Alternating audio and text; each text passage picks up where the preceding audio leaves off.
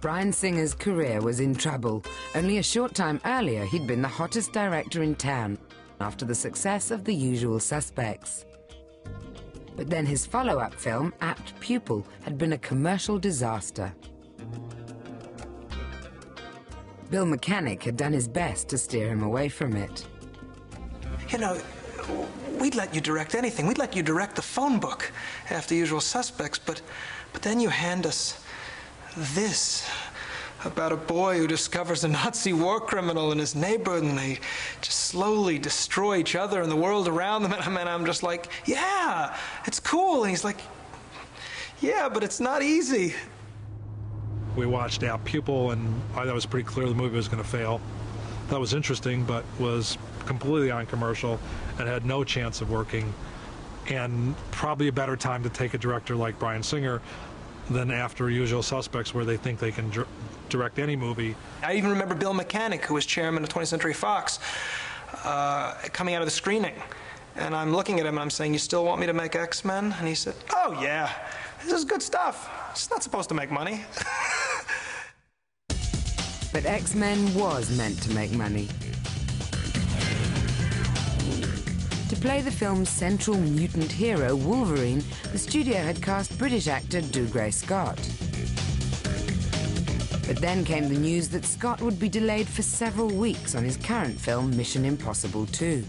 We were committed to Dougray Scott. As a matter of fact, the only reason Dougray didn't do the movie was Mission Impossible was impossible to finish.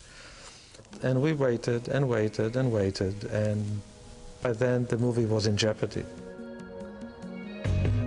Fox could wait no longer. They had to find another Wolverine fast, and they had to get it right.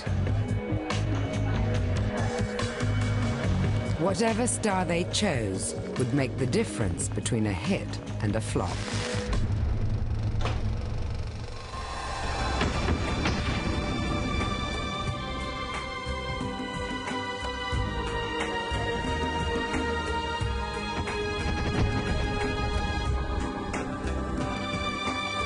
Usually it's the star's name that gets the movie greenlit in the first place. They command massive fees. 10 cents in every dollar a movie takes could end up in the star's bank account.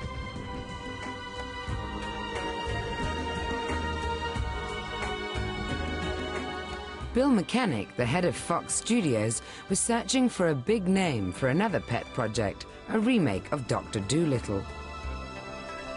Dr. Dolittle, the man talking to animals, you know, in the 60s. It was done with Rex Harrison as a musical. Was, I thought, kind of a stupid movie, a bad movie, a really good kind of idea based on good core material, and felt to me, instead of being a musical, what it could be is a great comedy.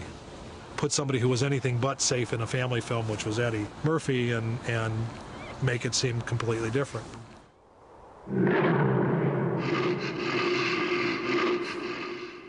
Technology had moved on. Speaking animals could now look real. Mechanic decided Eddie Murphy was the perfect man to talk to the animals. The first thing that happens is we find out that Eddie's afraid of animals, and so we said, "Did he read the script? We have this movie where he's in scenes with animals in virtually every scene, and what are we going to do?" And so a lot of the animals that he interacts with aren't real, and there's a lot of cutaways, and, you know, that was one problem.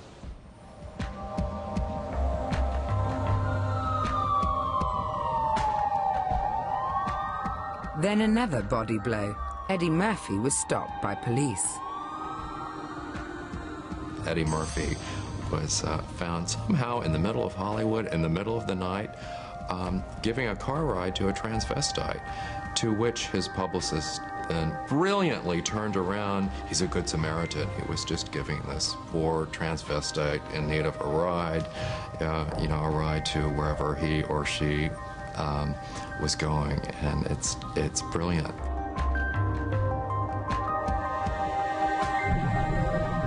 He said nothing happened, but his mood, you know, regardless of nothing happening, was not one of being funny. And this is right before production started, so that put a damper on it. Murphy was never charged with anything. At the first screening of Dr. Dolittle, Bill Mechanic's career flashed before his eyes. We had a movie when we looked at the rough cut that was not very funny at all, and I had movies like Something About Mary and X-Files coming, but those were all risky movies in some way, not sure bets. And the surest thing that I thought I had was Dr. Dolittle, and here it was not a funny comedy. And we had a horrendous screening, and oh my God, we're in trouble.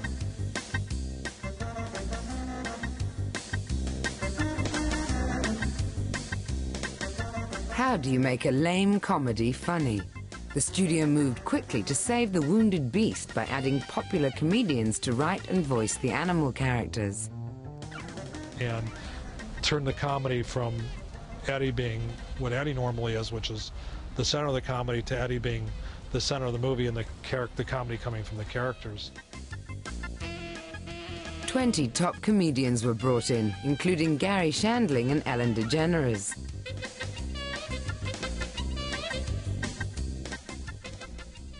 Hey, who are you? I'm Doolittle. Yeah, well, get out of here. I'm in a lot of pain and I'm gonna jump. Hey, whoa, take it easy now. Listen, I'm a doctor. Maybe I can help you. I don't need a doctor. I need a miracle. Mechanic's gamble worked. Dolittle earned nearly $300 million worldwide, with a sequel following rapidly in its paw prints.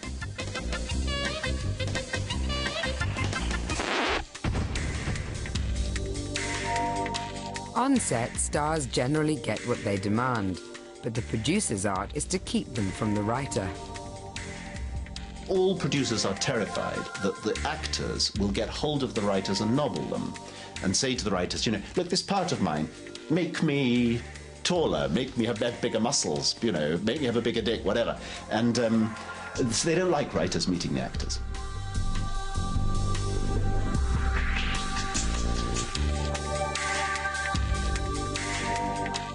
An actor wanted a specific scene, and I told him that was there on page 10. And he said, no, not that scene, not that scene. And I said, but that's the scene you're describing. And he described it to me again, and I go, that is the scene right there.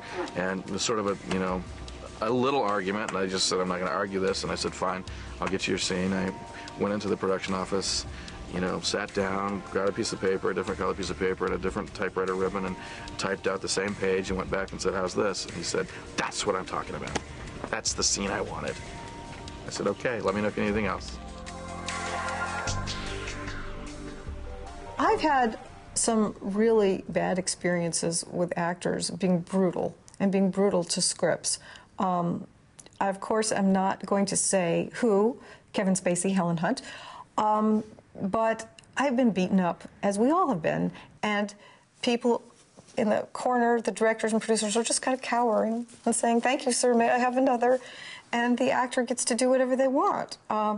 When you come to those moments, you lose heart. Action!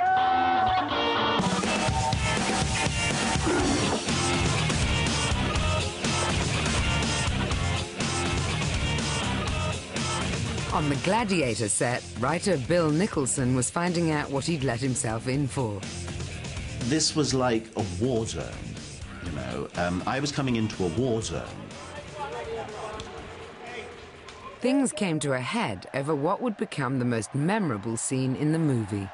Very often the lines would arrive on the set that morning or sometimes an hour before, and that's hard because then an actor, it's not just remembering, it's actually, you know, also getting in character and how you're going to deal with these new words.